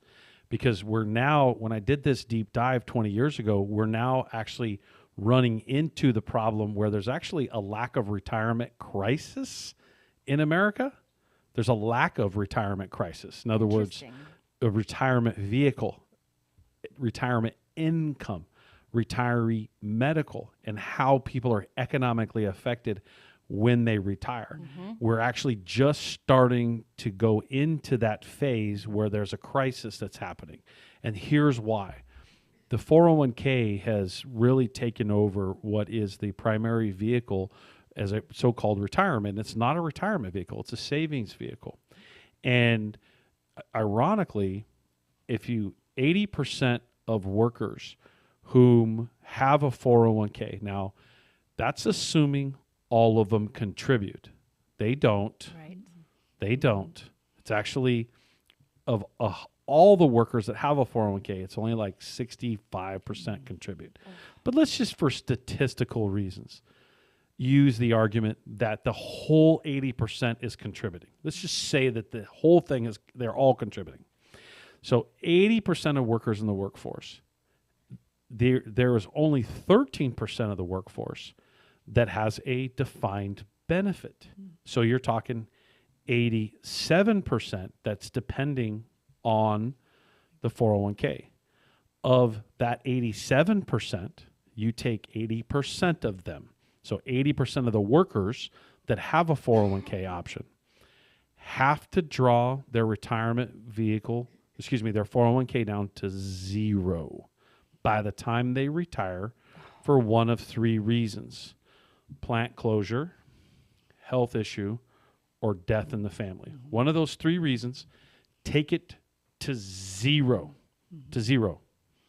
So, assuming all of them are contributing, that leaves a bucket of only 20% of that pool left, right? So now you add that to the 13%. We know that the 20% is not real. It's much smaller. Right. You are talking a very small percentage of people in America having a retirement vehicle. And the 401k, the so-called, that's great. It's so much. No, it was never intended to be the sole retirement vehicle. People say, "Oh, you got the Social Security." Okay, well, it was actually meant that you have Social Security, 401k, or a savings plan, in addition to maybe your home paid off or other, IRAs or personal investments that you may have done. And so you had three prongs to your vehicle. So, having a defined benefit was the anchor, and between the defined benefit, the Social Security, and then something supplemental, you would be in good shape upon retirement. Well, you know what? We're at a stage now where less than 20% of the population has something like that. And when you just Google, something where you're asking what the average person has in their 401k, and then you'll look at what the 80% supposedly has. That's a bit shocking when you see the balance, the average balance. Yes. So this is something worth fighting for. Yeah. And so what we're going to do is we're going to take a quick break. We're just going to take a 90-second break. Mark is going to play some of his really cool music while we just take a quick break. And then we'll come back and finish this conversation, because I really think it's important for us to recognize how important your fight is. It was much like the Boeing fight, where there was an argument over the retirement vehicle and making sure there's retirement, because the retirement vehicle is not just the pension, it's also the retiree medical on top of it. Issues that seem to have disappeared because corporate America wants to put all the money in their pocket. This is Randy Corrigan with the Worker Power Hour, KCAA 1050 AM, 106.5 FM, live from San Bernardino, Teamsters 1932 Broadcast Network. Grabs a hold of me tightly, flow like a harpoon daily and nightly. Will it ever stop? Yo, I don't know. Turn off the lights and I'll glow. To the extreme, I rock a mic like a vandal. Light up a stage and wax a chump like a candle. Dance, caress a speaker that booms. I'm killing your brain like a poisonous mushroom. Deadly, when I play a melody, anything less than the best is a felony. Love it or leave it, you better gain weight. You better hit bullseye, the kid don't play. If there was a problem, yo, I'll solve it. Check out the hook while my DJ revolves it. Ice, ice.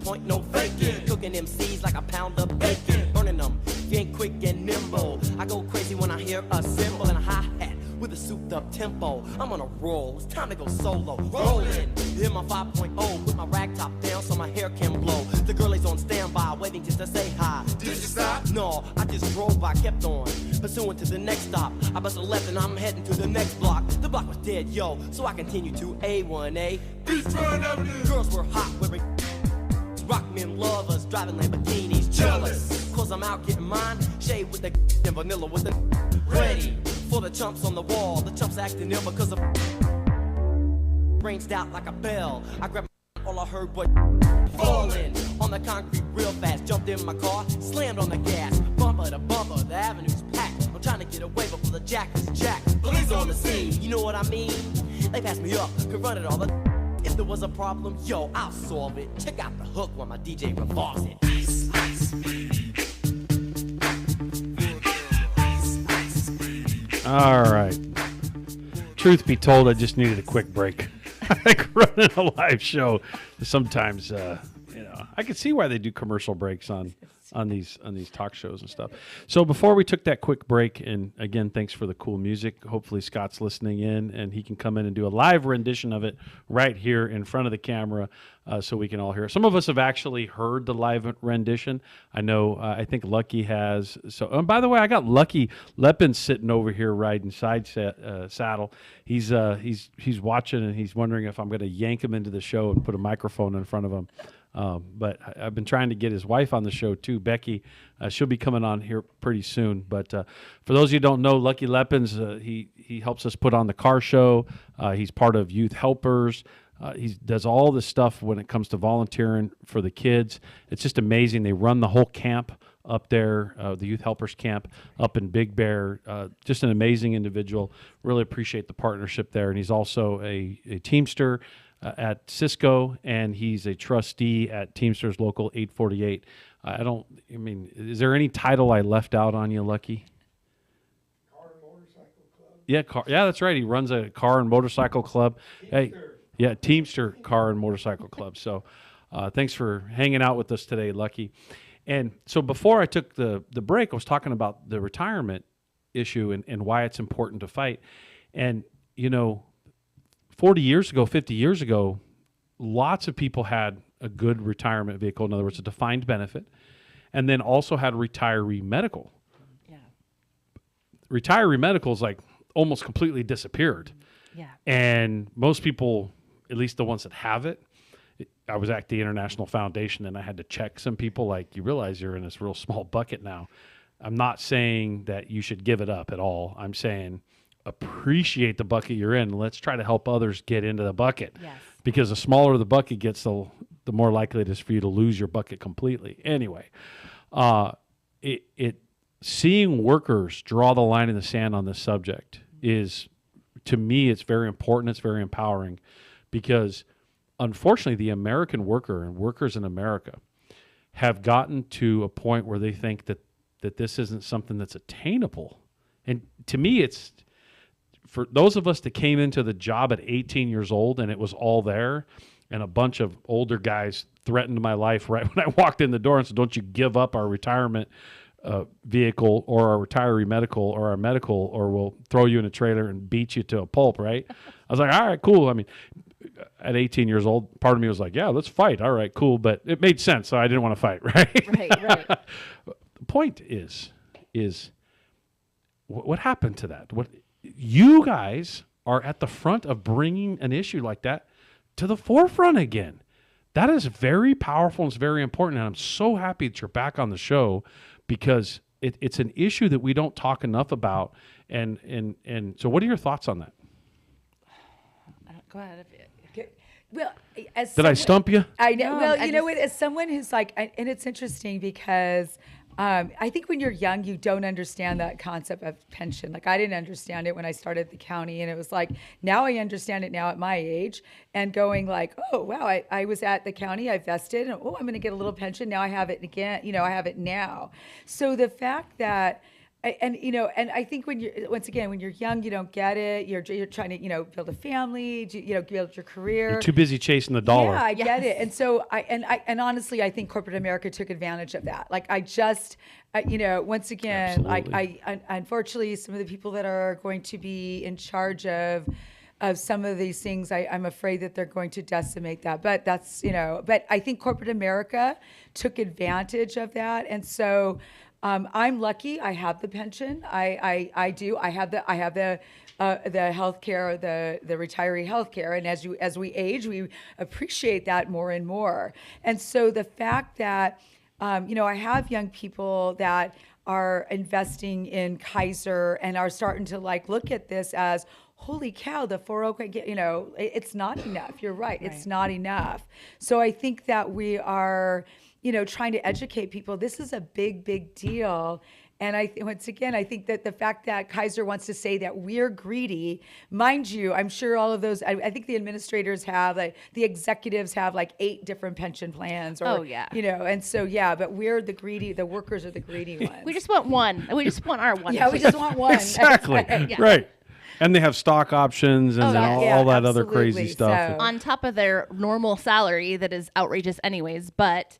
I just to add to that too, Lisa, you're right. So somebody coming in that doesn't have the pension, I started about a year after it went away for us.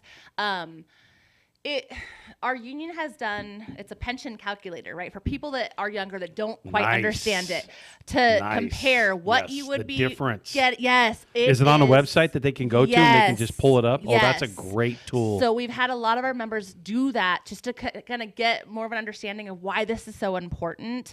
That education has been huge. The other thing is that there was... Yeah, and we get to that age where we pay attention to quicker than we realize. Absolutely. Yes. And then the other piece of it is because so many companies have gone away with the pension, before we went out on strike, there was that, people being so unsure, well, why are we even going to fight for this? Because we're not going to get it back. We're not going to get it back. But now that we're out there, people are fired up yes, let's fight this to get it back. You won't get it back if you believe you won't. Absolutely. I will say, though, that idea, that feeling has changed based on the energy on our strike lines. But that was beforehand, do we really want to go out for an open-ended strike on that issue? But yep, here we are, and they're fighting. You touched on something, the election of the November 5th election. And here's the way I'm trying to phrase it, and I think it's important that we all look at it this way, is corporate America got what it wanted on November 5th. And you can actually see that in the appointments that are coming. Mm-hmm. Like this is not, you can't hide from this. No one's going to, I'd love to, if you disagree with me, come on the show and absolutely tell me, I'd love to argue sitting right here that corporate America didn't win on November 5th. They we already did. know what Elon Musk feels about unions in general, what he did with his company. That's correct. It's already been out there. So now it's time for workers in America to get what they need. So if in the last few decades, corporate profits, all-time highs, it's our turn, period. Yep. So instead of being mad or let's fight about or whatever, all right, cool. You all say that you protect workers. Well, this is what we need. And we're going to withhold our labor until you give us what we need. Right. And we'll be fair because, you know, look at some of these super wealthy people. I mean, you need 5 yachts.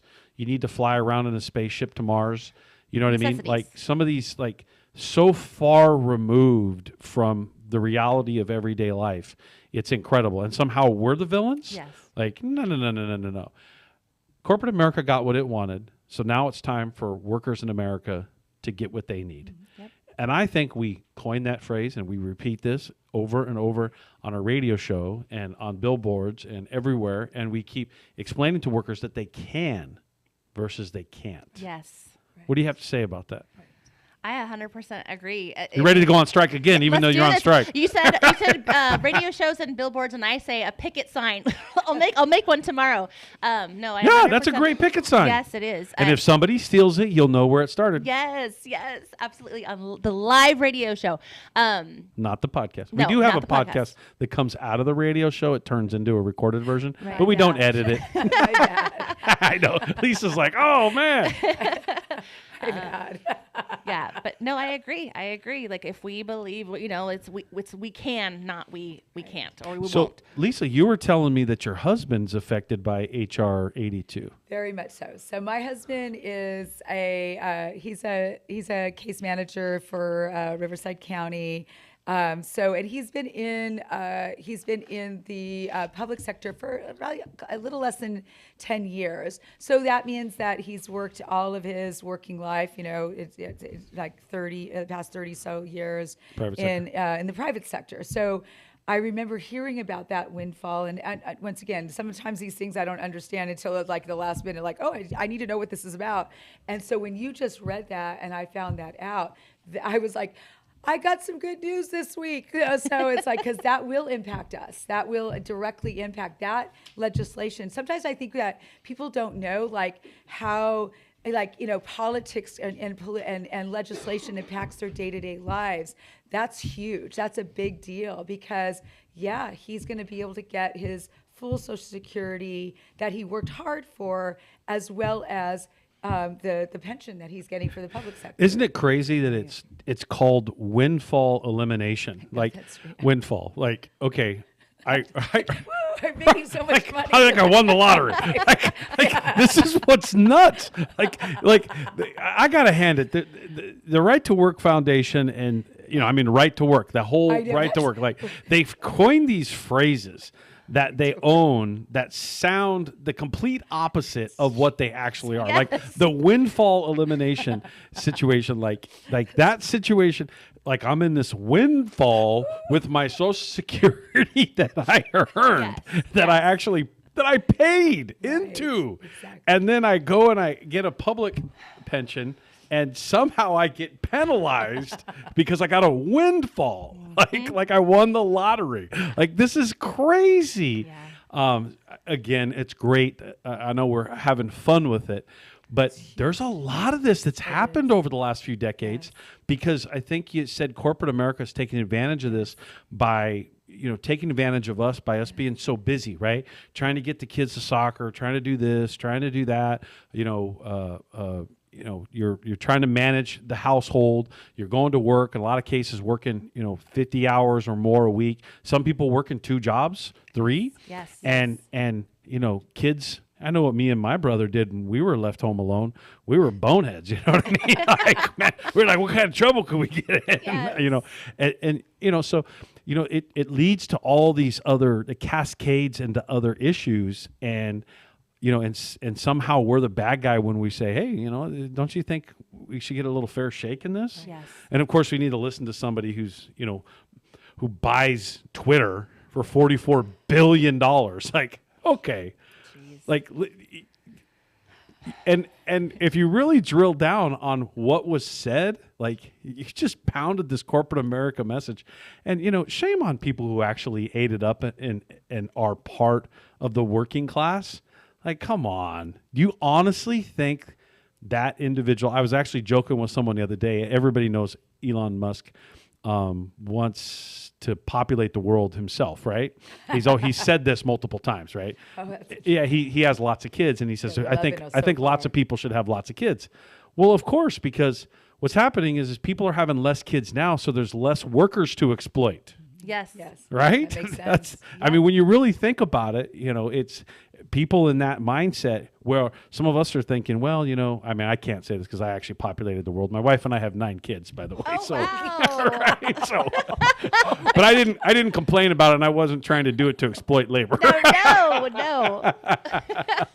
He has a working farm, so No, we did it for sports purposes. We go. We can play baseball. Yes, we can play the full football. team, yeah. We have a full team no matter what. Absolutely. I love a it. baseball team there. Right. No matter what. So we're about ready to wrap this up a little bit. Anything you guys want to close on? We got plenty of time to wrap up, but really appreciate you coming on. And I'll tell you what, it was so inspiring to see members like you down in San Diego last night, just knocking Kaiser right in the teeth. I wish I was a fly on the wall inside the stadium to see those executives go, we got to close this down. Yeah. We got to shut it down. That's awesome. I would love to do that too. So that's great. So I wish I had a drone to fly over or something. And he'd be like, oh. Yes. So when's your next action? Actually, we're still waiting for Kaiser to come back to the bargaining table, right?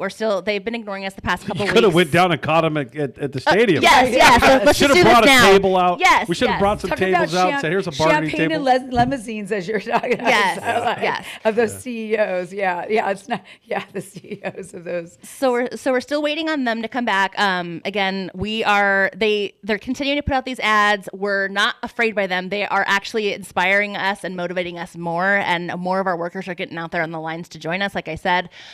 So continue to lie about us, Kaiser. Continue to spread this full stuff. page newspaper ads, just basically distorted and like full-blown lies. It's just lying. It is. So, but again, you're not scaring us. You're not weakening us. We are getting stronger every day. We're getting louder, and we're waiting for you to come back. We'll be ready. We'll be the ones in the NUHW shirts, the red shirts. So.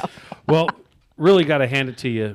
Again, I know I'm going to get a ton of positive feedback from the two of you on the show. I got a ton of positive feedback. Your awesome. Energy is spot on. Everybody loved that you hitting the table. Yes. Anybody who's an advocate for a union or in some way advocacy within the confines of what we do appreciates what you're doing right now and the energy that you're bringing into this. So thank you very much. I know everybody that listens to this show is all excited from listening to this segment. We appreciate it. And quite frankly, holding the line on an issue that a lot of people abandoned.